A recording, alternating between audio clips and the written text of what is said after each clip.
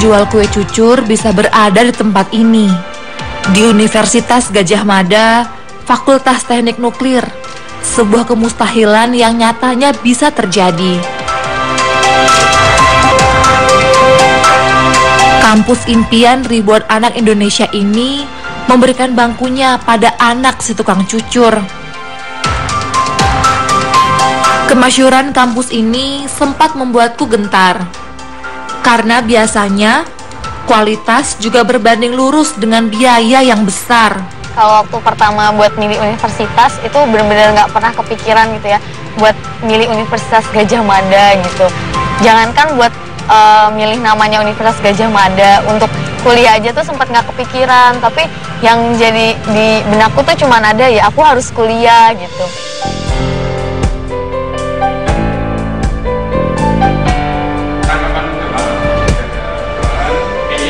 Tapi disinilah aku. Saat ini aku sudah memasuki semester 5. Beruntungnya aku karena tak harus memikirkan biaya kuliah sepeser pun. Aku dibiayai negara untuk menuntut ilmu hingga lulus menjadi sarjana melalui beasiswa bidik misi. Dulu waktu habis SMA dibilang sama orang lain, ngapain kamu kuliah? Kerja aja, toh di toko cuma berdiri loh 8 jam dapat uang 600.000 per bulan. Nah, apa?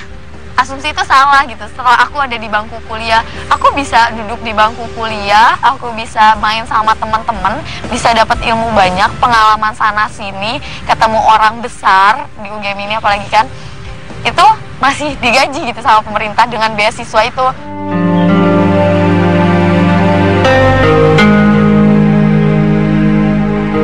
Aku ingat bagaimana kesulitan hidup membelit kami. Usaha warung ayah tiba-tiba merugi. Lalu ayah mencoba menambal kekurangan modal dengan berhutang pada rentenir. Hutang yang tadinya tak seberapa malah menjadi ujung kehancuran ekonomi bagi keluargaku. Usaha ayah bangkrut dan kami sudah tak punya apa-apa lagi. Itu kelas SMA sih, tiap pagi jualan cucur, bantuin mama jualan cucur di pasar. Awalnya malu gitu ya, tapi lama-lama mikir kalau malu ya kita nggak akan berkembang. Toh ini nggak haram kok, ini halal gitu.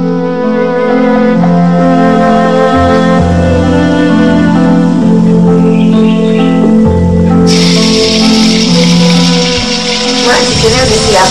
Sudah. Ini aja sih gini. Iya.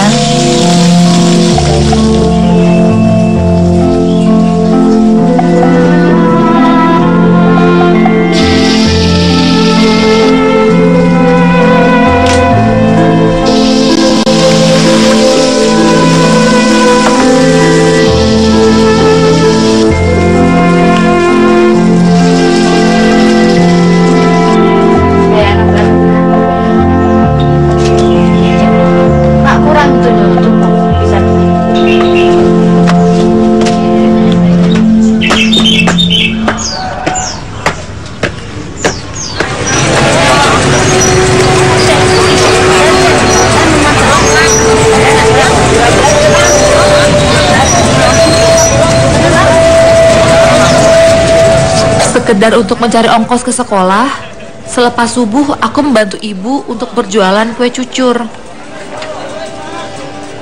Dalam sehari biasanya ibu membawakan aku 50-60 kue cucur.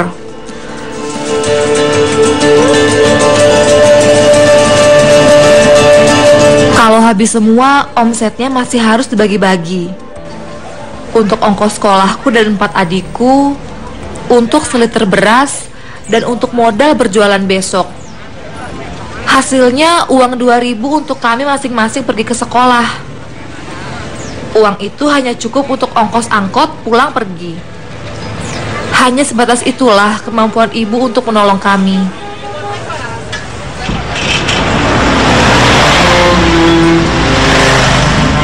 Sejak usahanya bangkrut, ayah sempat kebingungan. Barangkali ia pun terguncang dengan apa yang menimpa keluarga kami. Hingga akhirnya ayah pun mulai bekerja sebagai buruh di pasar, di sebuah toko plastik milik kerabat ayah dari Aceh. Gajinya bekerja di tempat ini pun tak besar, hanya beberapa ratus ribu rupiah per bulannya. Semua gajinya habis untuk mencicil hutang yang ada. Jadi untuk hidup sehari-hari, kue cucur inilah yang menjadi andalan kami. Meski ayah hanyalah seorang buruh, namun wibawanya tak pernah berkurang sedikit pun di mataku.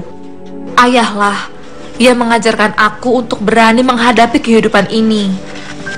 Barangkali karena ia seorang perantau, sudah banyak asam garam hidup merantau yang sudah ia kecap.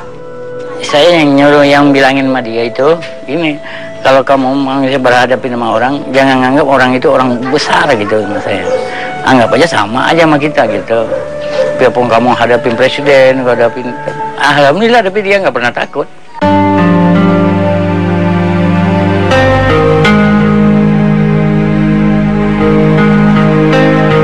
Ibuku adalah ibu rumah tangga biasa yang tak berpendidikan.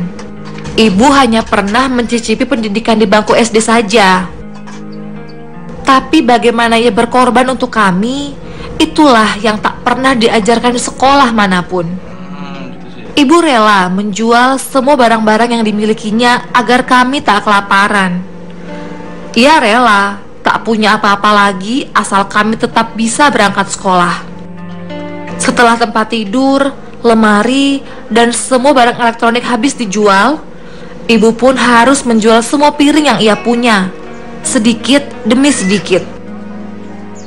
Aku sebagai anak pertama gitu, ya kelihatanlah kondisi rumah kok makin lama ini nggak ada, itu nggak ada, kemana. Terus sempat beberapa kali mergokin mama sih jual barang itu.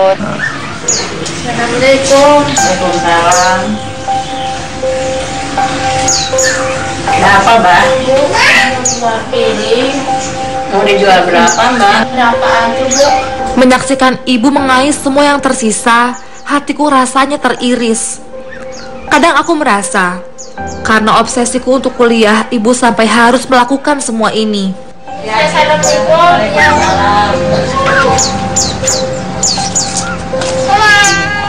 Sedih gitu awalnya, apa harus beneran kerja aja gitu ya di toko, atau beneran kuliah. Itu bener-bener apa ya, di batinku tuh bener-bener ada konflik gitu karena takut bener kata orang, daripada nantinya ngebebanin gitu kan. Apalagi aku waktu itu sama sekali nggak tahu kuliah tuh seperti apa, tapi aku nekat gitu, nekat harus kuliah, harus sukses, kalau nggak dari sekarang kapan lagi, kayak gitu. Jadi tawarin asal jadi duit aja, Mak. Asal jadi duit, ada yang mau ya dijual, Mak. Namanya barang bekas. Nangis, saya nggak nangis di depan orang, Mak. Malu saya, nggak pernah nangis. Dia nggak masak, saya nggak pernah cerita minta nasi bawa piring, enggak saya. Malu, Mak. Orang malu gimana? Mendingan saya jualan piring, jualan cucur, saya nggak malu.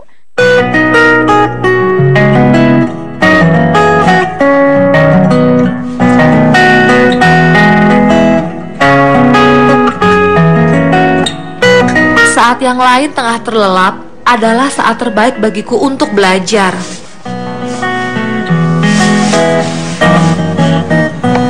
Hanya di saat inilah aku mendapatkan ketenangan. Maklumlah, rumah kami hanya berukuran 3 x 3 meter persegi. Sedangkan penghuninya ada 9 orang. Lagi pula di siang hari aku harus berperan menjadi anak pertama, membantu memasak, menjaga adik, dan membantu ibu jualan. Rasanya mustahil untuk bisa berkonsentrasi belajar selain di saat seperti sekarang ini. Ada sebuah meja yang sama sekali nggak dijual. Itu meja telepon kecil. Dan itu setelah aku selidiki kenapa sih meja itu nggak pernah dijual.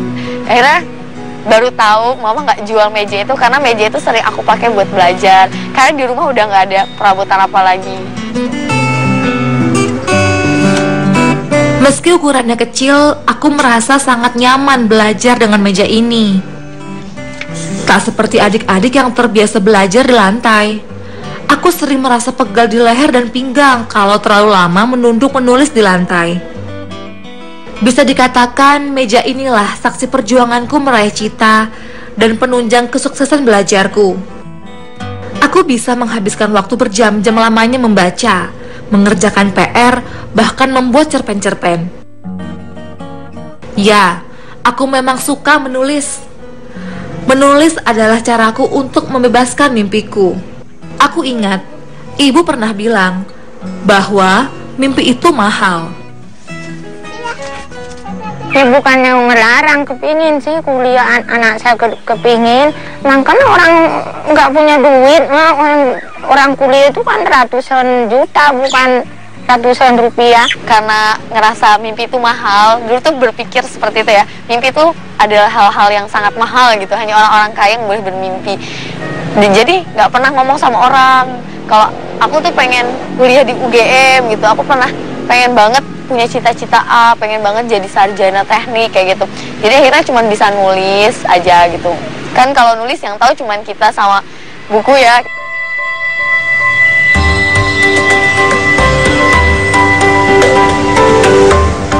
Aku bukan bermaksud melawan ibu, tapi aku justru mau membuktikan bahwa aku bisa. Siapapun boleh bermimpi, termasuk aku.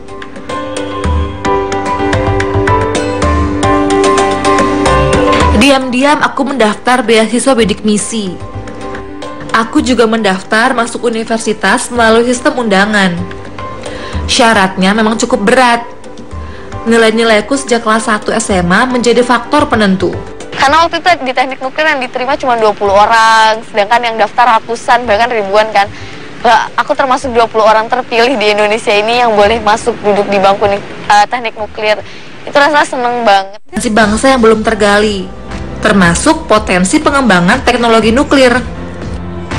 Padahal, bahan baku uranium terbaik di dunia ada di Indonesia. Tak sedikit ilmuwan yang sudah mempelajari dan mengkaji nuklir. Sayangnya, ilmu yang dimiliki seolah sia-sia. Akhirnya, para ilmuwan memilih bekerja di luar negeri. Begitulah kenyataan yang ada sekarang ini.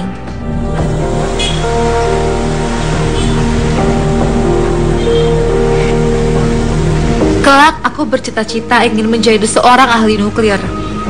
Ahli nuklir yang juga cakap di pemerintahan. Masuknya aku ke Fakultas Teknik Fisika dan program studi teknik nuklir bukanlah akhir dari perjuanganku. Belajar nuklir dulu, abis itu ntar kalau bisa S2, kita ambil S2, ambil ekonomi mineral. Aku punya cita-cita seperti itu, dan abis itu pengen coba masuk ke dunia politik gitu, pengen menyelami.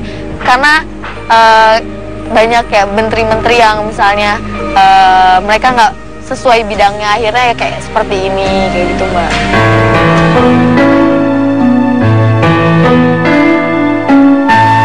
Aku tinggal di sebuah kamar kos sempit dengan biaya Rp300.000 per bulan. Terbiasa dengan suasana ramai di rumah, tinggal sendirian di kamar ini tak terlalu menyenangkan. Ingatanku selalu terpaut pada wajah keluargaku di Bogor, terutama adikku yang masih kecil.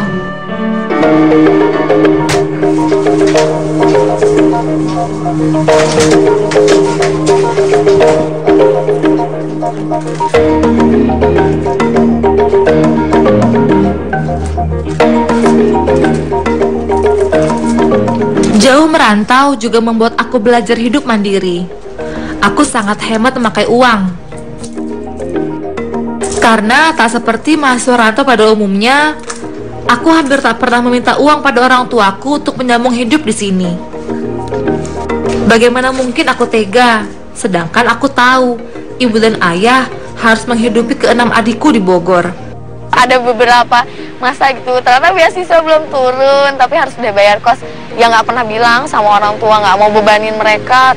Cukuplah adik-adikku yang di Bogor aja, yang mereka pikirin, nggak usah pikirin aku gitu. Ditelepon aja gitu sama orang rumah, nggak usah sering-sering lah mah gitu. Anggap aja aku di sini bahagia kayak gitu. Aku juga pengen membuktikan kalau aku tuh bahagia, aku tuh sukses mah di sini, santai aja, tenang aja. Mengatur Rp600.000 per bulan tidaklah mudah untuk dihemat sampai sebulan. Selain bayar kos, aku tentu perlu biaya untuk makan dan ongkos ke kampus.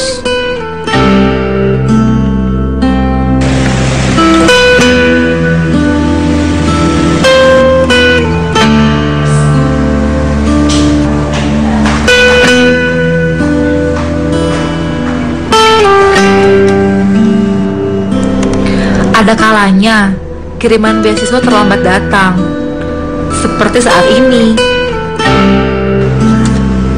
Alhasil uang sebanyak itu harus bisa bertahan lebih dari 30 hari lamanya. Beruntung, kehidupan susah sudah mengajarkan aku untuk bertahan. Aku terbiasa makan hanya 2 kali sehari, siang hari dan malam saja. Mas, beli mie goreng 1. Pakai telur ya? Nggak usah deh, mie-nya aja.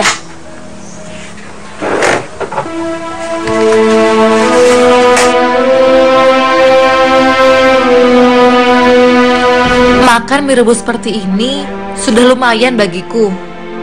Yang penting aku tidak kelaparan.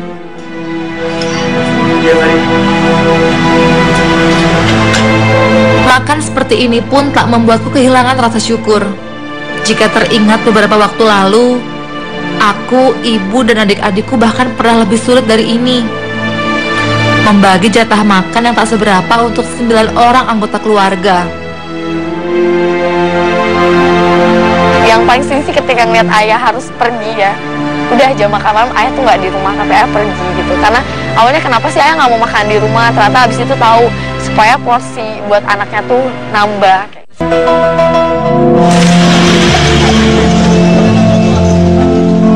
Tersedia kamera penunjukan tujuan tanah abad Jatinegara. Jarak yang jauh dan ongkos yang mahal membuatku tak bisa sering-sering pulang ke Bogor. Paling banyak 2 kali dalam setahun aku pulang bertemu adik-adikku, juga orang tuaku.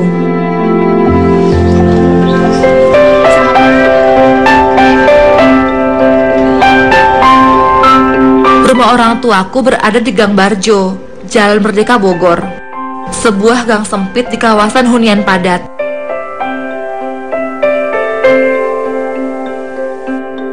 Entah mengapa, berada jauh membuatku sering rindu pada suasana gang tempat tinggalku ini. Terbayang sudah wajah ceria adik-adik menyambutku pulang. Hei, sinong pulang, woi. Woi. Nong. Yuk masuk yuk. Ayo.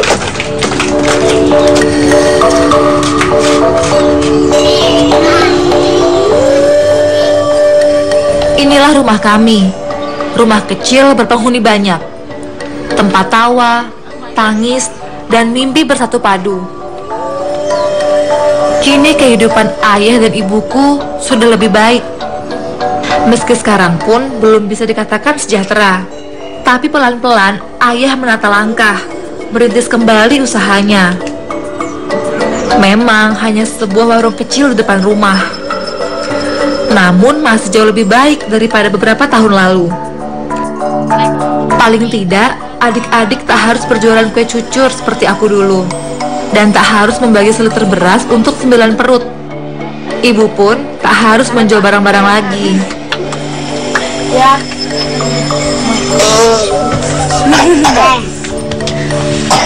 Hai. Gimana? Bisa tak? Rizky ya? Sini dek. Sini sama tante yuk. Gak malu. Malu-malu ya? Ingat tante nggak? Entah bagaimana melukiskannya. Bertemu mereka dan melihat mereka di hadapanku adalah kenikmatan luar biasa.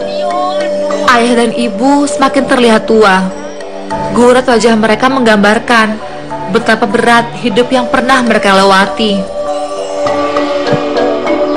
Begitu banyak hal yang ingin aku katakan sebagai ucapan terima kasihku pada ayah dan ibuku. Betapa bangga aku memiliki mereka berdua. Namun semua kata seolah tercekat di tenggorokanku. Tapi aku yakin mereka pun tahu betapa aku menyayangi mereka. Walaupun sesulit apapun, ayah selalu bilang nggak boleh ngeluh lapar gitu, nggak boleh nyusahin orang lain, nggak boleh nggak boleh putus asa, semua tuh pasti ada jalannya. Ada satu yang selalu aku cari setiap aku pulang. Ya, meja itu. Apa bang? Lihat kemana? Jumat pulang. Meja telepon ibu yang mengantarkan aku hingga bisa meraih beasiswa ke Universitas Gadjah Mada. Meja kecil, saksi betapa aku bersungguh-sungguh akan mimpi-mimpiku. Aku berharap ibu tak akan pernah menjualnya. Karena meja inilah yang selalu mengingatkanku betapa mimpi sangat layak untuk diperjuangkan. Kadang roda itu memang harus berputar. Bagaimana kita penerimaannya terhadap Allah, karena Allah tuh menguji manusia dengan sabar dan syukur. Walaupun berkekurangan, kalau kita sabar dan mensyukuri hal itu, Allah pasti ngasih rezekinya dari pintu mana aja. Akhirnya penderitaan itu bertahun-tahun, 3-4 tahun dibayar sama Allah dengan masuknya aku ke teknik nuklir, itu adalah sebuah anugerah banget.